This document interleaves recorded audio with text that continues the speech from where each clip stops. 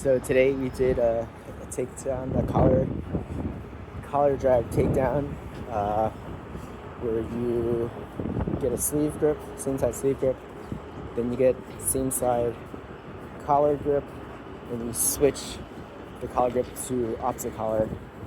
Then you push against your opponent with the collar grip. The point of that is for him to push back against you. Once he does that, you take a wide step with your outside leg and you pull on the collar across your body. So he comes across and as you fall on your inside leg. So you wind up with your legs sort of spread apart with him pulled across your body. Then you scissor up into side control, or more likely turtle. So then in turtle, then we went into a turtle breakdown where we're attacking the middle, attacking in between the elbow and the knee. So if I'm on his right side, I stick my right knee in. I want to stick the higher knee in. And then I reach across my left arm. So my high arm, my right arm, goes across the neck. The left arm goes under the armpit. And my right arm pushes down against the neck. Palm up. Left arm goes under the armpit. Palm down. Make like a, originally called it a 10 fingertip grip. And then you push down on the head. The neck and the head. You can slide your forearm up a little bit. She said there's like a little bone ridge that you can push against. So you're using your head, or his head, as a lever, head and neck as a lever, pushing it down. That takes some strength out of his legs, or some weight out of his legs. So then you insert your left foot between his legs and pull his right leg back while pushing your right leg, that's the knee that's under him, you straighten out that right leg and push it forward while pulling back. How does that work? Is that right? Yeah, I'm sure. Okay, so then so you both fall to your hips, and then you insert hooks. A little hazy on the hook inserting here, and then you also have to rearrange your arms to a seatbelt grip, because right now his head is not in between your arms. You have a shoulder grip on, you have like a shoulder control on him. So that was the first move. Second move is if you want to consolidate back control. You get in that position, but you don't have both hooks in it. The things are just a little loose, and you want to pull him to the other side. So your bottom leg, you bring high, you straighten it out, and you bring it as high as you can. And then you hook his top leg, and then you just pull and twist him to the side, to the other side, like over your body to the other side. And then it should be easier. You should be like higher on the back. It should be easier to insert your hooks. The key point in all of this was to drive his head down. Then, let's see. The third one was if you are not able to get any arms in, then what do you do? So the assumption here is that you're actually able to insert your leg. So if I'm on the right side, I'm able to insert my right leg deeper than my knee. So I actually have a hook in, and then, but I'm unable to get my arms or my hands through the armpit. So in this case, your opponent, if he tries to roll away from you, you kind of hop over him. Not like hop over him, but you sort of go with the roll, and you kind of take control of the roll. So as he's rolling, you roll with him, and then you accelerate the roll using the hook. And every time I tried, I kind of got a seatbelt grip. I don't know how realistic that is in real life, but I would just roll over, then I'm back control. It worked out pretty well in drilling. But I'm not exactly sure how well it would work in actual live rolling. She said, Bridget said that it's actually like a low percentage shot. But I think it's more like a, well, first I'm unsure how often the situation will come up, because like how often you're gonna have one hook in and not able to get your arms in. So I'm not exactly sure how frequently it will come up.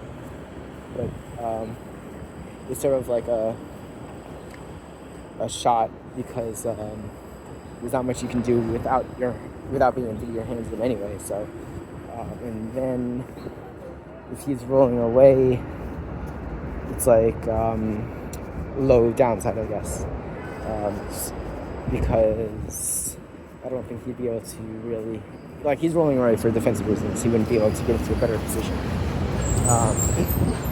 Yeah. So then in the rolls, wound up in back control, and we were starting in back control, or in turtle. So I think I did okay defense. I was against Alex a couple of times. He had me, so I was actually able to, I've been having trouble lately where you're supposed to get your shoulders to the mat if you're in back control. You want to sort of wriggle and pull yourself out. So against Alex, I was actually getting pretty successful at getting, like, I don't know, a quarter of the way to halfway there, but then he would just sort of jerk me back into back control. And I'm not sure if that's just because he's like a lot bigger than me. But I was happy that I was able to move my shoulders, because I've been having a lot of trouble doing that lately. Also, I mean, it could be that he's not good at holding back control, and that's why I was able to do it. So who knows? Let's see. I do notice I have a lot of trouble with people with like long arms and legs, which is what Alex does, in getting out of back control, because they like their hooks are just, you got to move your arms and legs a lot to avoid their hooks, to get out of the hooks. Right? Like, you got to move your leg the length of his leg to free yourself from the hook. So it's on a taller person, that's like a lot more distance, right? Instead of like 8 inch, instead of like 4 or 6 inches, you're moving like a foot or something like that. Rolled against this guy who's visiting Singapore. He was like super physical. He's like only an inch or two tall, and he was probably like 30-40 pounds heavier, and like all muscle. And I don't think he was that skilled, but he was just throwing his weight around. Yeah, he wasn't even, and then he would use like muscles. So it was kind of weird rolling against him. It's like I felt both helpless and in control at the same time somehow. So like helpless because he'd put me in a position like I was in bottom side control, and I couldn't get out. Like I couldn't move. I felt like he was stalling on me. But he wasn't moving either, because I don't think he knew what to do, I guess, maybe. Or maybe he was tired and was just like resting. I don't know. But it felt like everything he did wasn't like technical. It was brute force to move me, and then he would just kind of sit on me so I couldn't move anywhere. So it was a little weird in that I felt like I couldn't do anything, but at the same time I kind of felt like he couldn't really do anything either. But at the same time he's like sitting on me, and it's like hard to So, um, yeah. I was trying to pay attention more to my frames today. I got inside a lot more, but there were times when I would get inside, and then they would pass into north south, and then I would turtle up. So I gotta watch Tim's video again, because before I was